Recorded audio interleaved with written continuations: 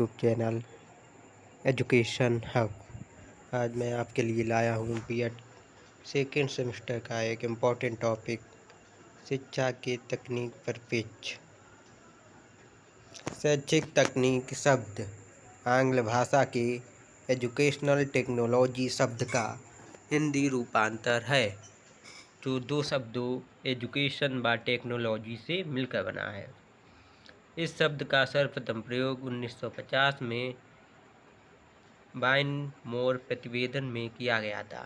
तो शैक्षिक तकनीक को अंग्रेजी भाषा में कहते हैं एजुकेशनल टेक्नोलॉजी, और जो दो शब्दों एजुकेशन और टेक्नोलॉजी से मिलकर बना है। इसका प्रयोग सर्वप्रथम 1950 में वाइन मोर प्रतिवेदन में किया गया था।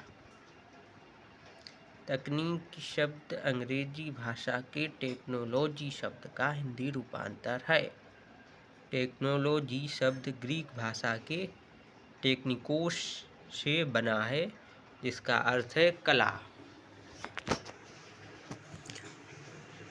प्रोफेसर गालब्रेथ ने तकनीक की दो प्रमुख विशेषताएं बताई हैं।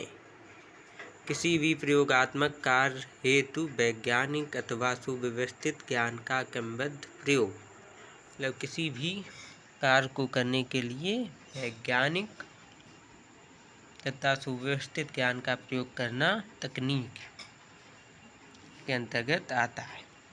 इस कार्य का उसके घटकों में विभाग तथा उप विभाग करना, कार्य को छोटे छोटे घटकों में बांट देते हैं जिन्हें विभाग कहते हैं, और इन विभागों को भी छोटे छोटे घटकों में बांटते हैं जिन्हें उप विभाग कहते हैं। तकनीक से तात्पर्य किसी भी प्रयोगात्मक कार्य के सुव्यवस्थित संपादन हेतु उसे छोटे छोटे भागों में विभाजित कर वैज्ञानिक उपकरणों के साथ साथ वैज्ञानिक ज्ञान तथा सिद्धांतों का क्रमबद्ध उपयोग करने से है। तो तकनीक में क्या होता है कि किसी कार्य को छोटे छोटे भागों में बांटकर वैज्ञानिक ज्ञान व उपकरणों का क्रमबद्ध प्रयोग कर उस कार्य को संपादित किया जाता है।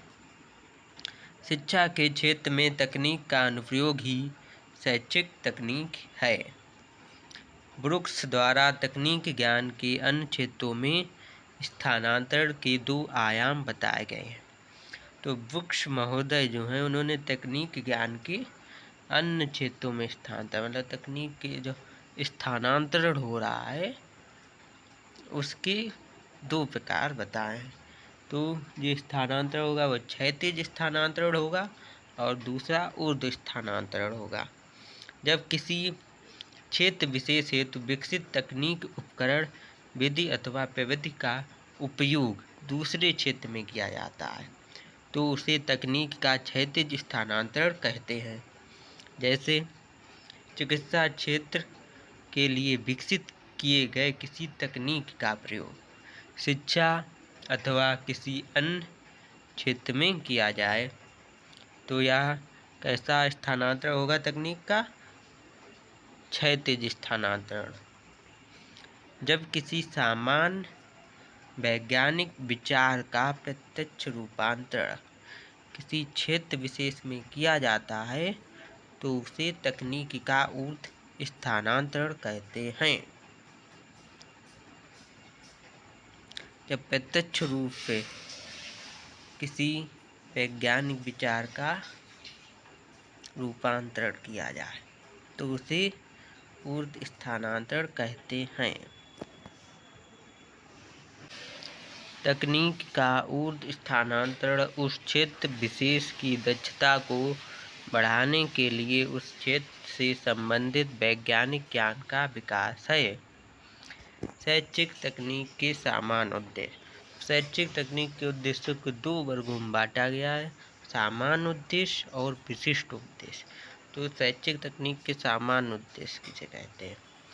इसके अंतर्गत उन उद्देश्यों को रखा जाता है जिनका स्वरूप विस्तृत, व्यापक तथा दीर्घकालिक होता है। समाज की शैक्षिक आवश्यकताओं की जानकारी प्राप्त करना, नंबर 2, पारंपरिक कक्षा शिक्षण के विकल्पों की खोज करना, या विद्यार्थियों को स्वतंत्र अध्ययन हेतु अवसर प्राप्त हो, इस कार्य हेतु अधिकाधिक विकल्प प्रस्तुत करना, शिक्षा को संपूर्ण प्रणाली को सुनियोजित दिशा प्रदान करना, जन सामान्य तक शिक्षा की पहुँच हेतु तकनीक का उपयोग करना। शैक्षिक तकनीक के विशिष्ट उद्देश्य। इसके अंतर्गत कक्षा शिक्षण से संबंधित उद्देश्यों को रखा जाता है, जिसका शिक्षण अधिगम प्रक्रिया में प्रत्यक्ष संबंध होता है। ये निम्न प्रकार हैं।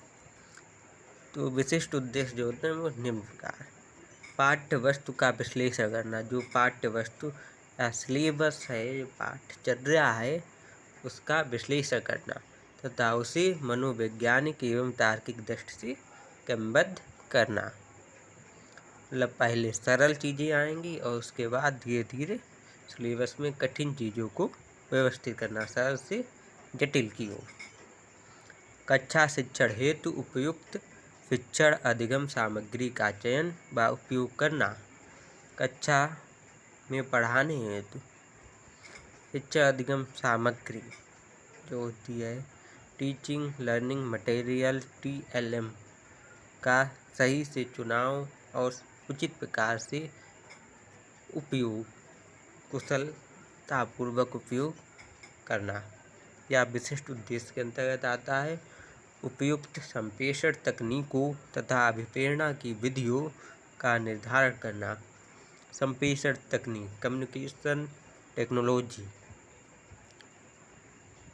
का उचित उपयोग करना और विद्यार्थियों तथा शिक्षकों को पृष्ठपोषण प्रदान करना, जिससे शिक्षण अधिगम प्रक्रिया में सुधार संभव हो सके। मतलब विद्यार्थियों और शिक्षकों दोनों को फीडबैक दिया जाए, उनकी कमियों और उनके अच्छे बिंदुओं को बताया जाए और क्या सुधार किया जा सकता है, किस प्रकार किया जा सकता है, या उन्हें सुझाया जाए। विद्यार्थी की शैक्षिक योग्यताओं तथा क्षमताओं का विश्लेषण करना। विद्यार्थी जो है उनकी शैक्षिक योग्यताओं और क्षमताओं के बारे में बताना। Thank you.